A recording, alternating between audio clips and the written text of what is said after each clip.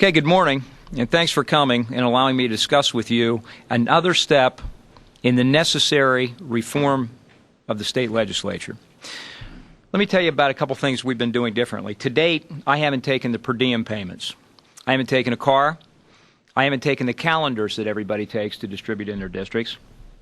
We stopped taking the free beverages or the taxpayer-funded beverages that are supplied in every office in the Capitol when I found out how we were receiving those beverages. And I'm not taking any mileage for things within my district.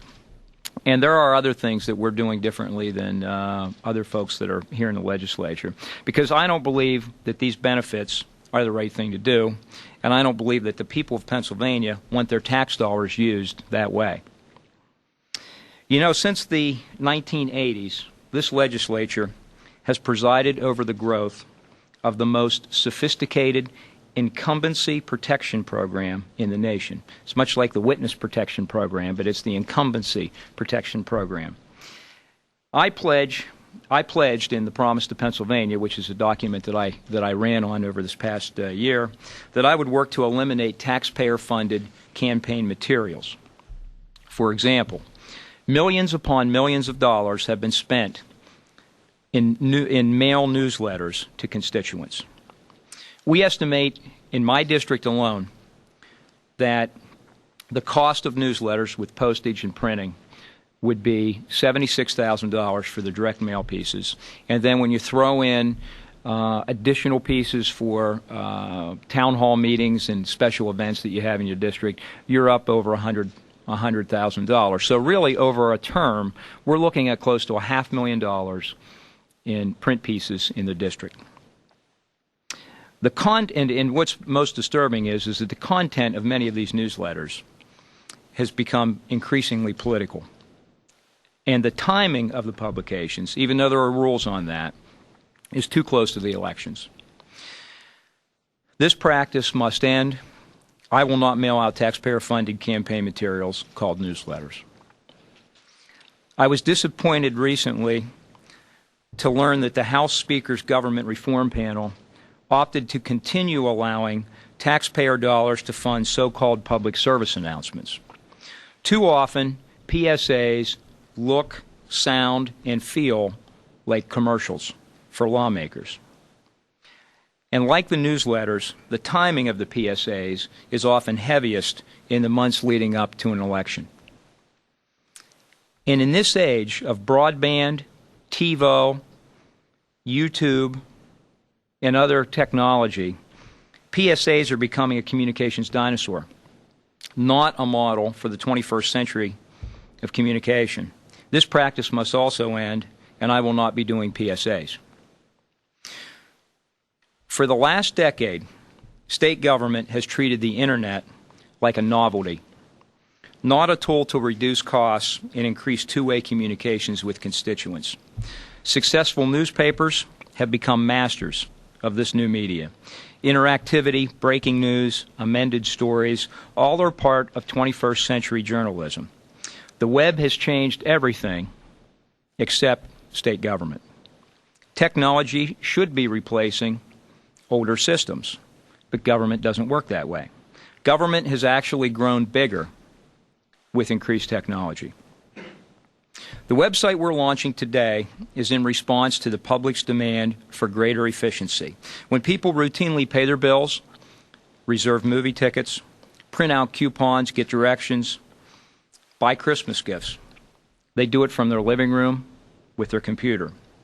Shouldn't government afford the same access to people in their homes? Our website does two things. It takes the politics out of the equation of a taxpayer-funded site because no tax money was used to build the site. In fact, we even paid the Senate for the use of the domain name.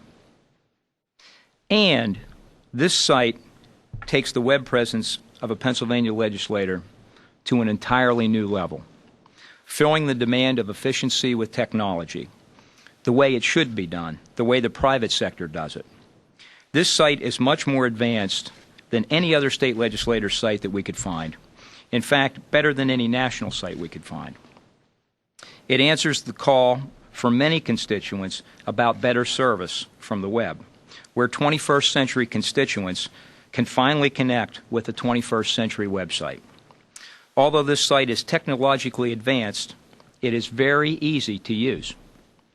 And for anyone not interested in the web, and I want to emphasize this, this site was never meant to be a substitute for good old-fashioned face-to-face service. But it will serve as a tremendous enhancement for those who choose to use the web. Now, we've worked closely with a consultant on this project, Jeff Coleman of Churchill Strategies, and Jeff is well known to many of you folks and has done a tremendous job, and I'm extremely proud of the work that he's done on this. And he's going to review the site with everyone and answer some questions, technical questions about the site. So without any further ado, I'll turn it to my friend Jeff Coleman. Thank you, John. Well, thank you, Senator Eichelberger, for the privilege of working on this exciting project, and thank you as well for leading the charge to reform every inch, and in this case, every megabyte of state government. We've all complained about it. A politician or a government agency, so a website being difficult or tough to get around.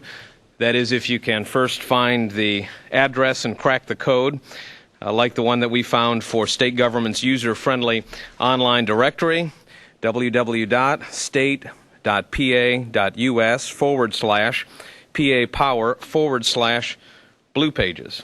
Or this one for state government services available online, www.state.pa.us.PA-Power/taxonomy/taxonomy.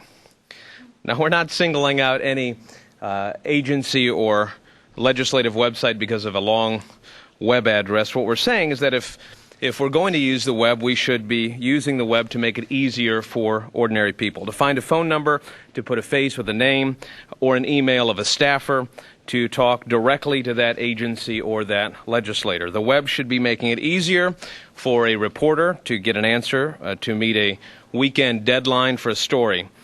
The web should give a real-time option to reach your legislator when the turnpike shuts down or when the governor proposes a tax hike. And I think the web should make it easier to find out how your lawmaker voted or how he or she spends your money. Finally, the web should save taxpayer money. In the case of SenatorEichelberger.com, as Senator Eichelberger noted, it will save tens, hundreds of thousands of dollars every single year that he's in office. With SenatorEichelberger.com, we're hoping to untangle what really has become a crazy ball of string that has become government on the web. With that, let me introduce you to www.SenatorEichelberger.com.